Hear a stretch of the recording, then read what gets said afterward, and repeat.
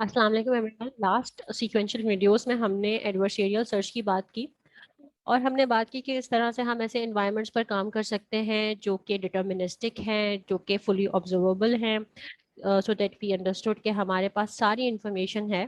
हमने देखा कि जो डिटर्मिनिस्टिक एनवायरनमेंट है उसमें हम किस तरह से गेम्स को सॉल्व करेंगे। हमने देखा कि वो डिस्क्रीट थे। So now we are going to see कि ऐसे एनवायरनमेंट्स की हम बात करें जो कि स्टोकेस्टिक हो। ठीक है। As far as stochastic is concerned, तो स्टोकेस्टिक से मेरा क्या मतलब है?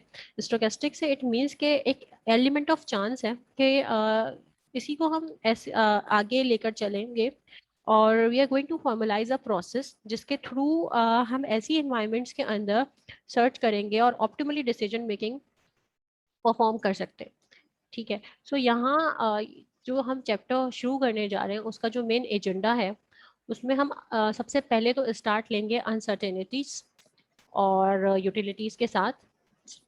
देन जो मेन बात करेंगे हम इसके एजेंडा की, तो उसमें हम पहले हम अनसर्टेनिटी देखेंगे, अनसर्टेन गेम्स की बात करेंगे।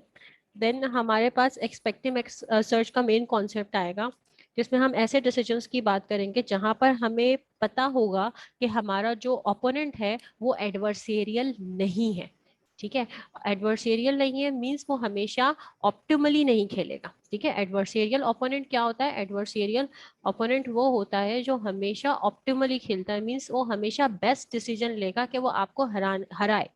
ठीक है। It will always make the best decision under the circumstances. Right. तो अभी जो हमारे पास एजेंट होगा एक्सपेक्टिव एक्स सर्च में वो होगा रैंडम। ठीक है। It means they are not going to be optimal of course and they are going to make decisions as an stochastic process के देयर इज अ चांस कि कभी वो ऑप्टिमल हो जाए and there is a chance कि कभी वो random behave करे। राइट। सो ये जरूरी नहीं होगा कि वो हमेशा बेस्ट डिसीजन ले और हमेशा बेस्ट डिसीजन ही चूज करे। समटाइम्स वो बेस्ट डिसीजन लेगा और sometimes the decision can not be best. ठीक है। दिस इज रैंडम कि कभी डिसीजन बेस्ट लेगा और कभी decision would be not best. Right. So why do we consider uncertainty? तो आपके पास जो रियल वर्ल्ड एग्जाम जो एक्चुअल आपके पास रियल वर्ल्ड एग्जाम्पल्स होती हैं, जो रियल वर्ल्ड सिनेरियोज होते हैं, वहाँ अनसर्टेनिटी का एक अच्छा खासा बड़ा रोल है। आपके पास अनसर्टेन आउटकम्स ही होते हैं रियल टर्म में।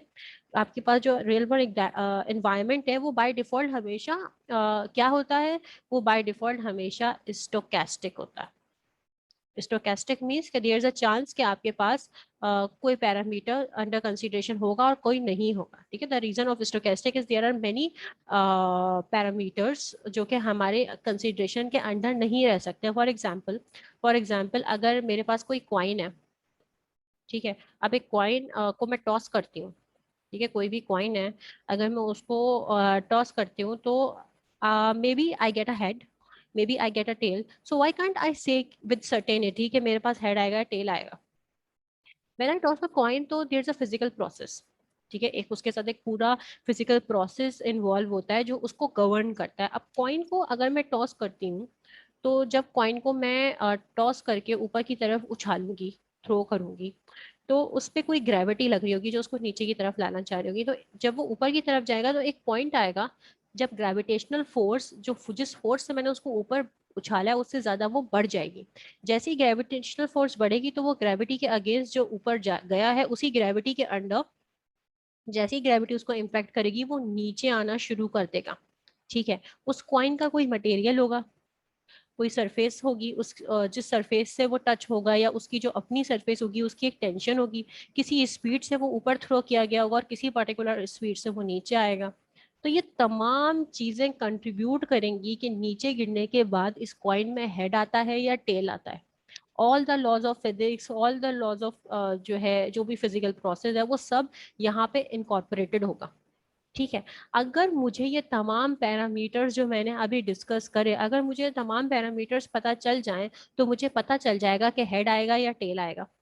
But unfortunately I don't have all the knowledge about these kind of things, these kind of considerations। तो इट मीन्स दैट कि मैं अपनी लैक ऑफ नॉलेज को मॉडल करने के लिए अनसर्टेनिटी यूज करूंगी।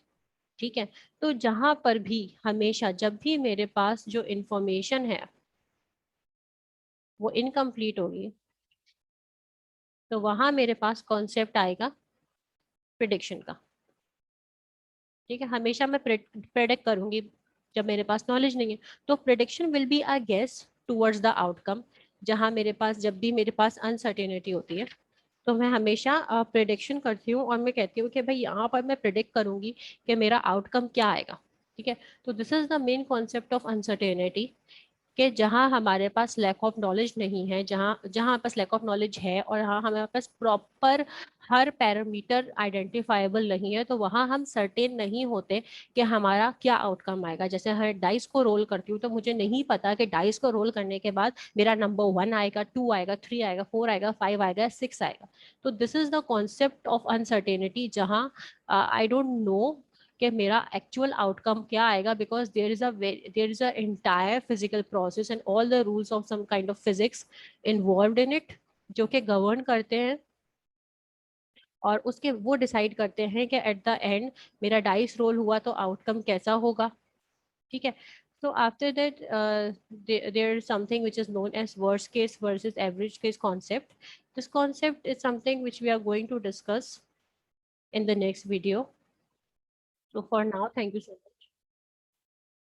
Allah Hafiz.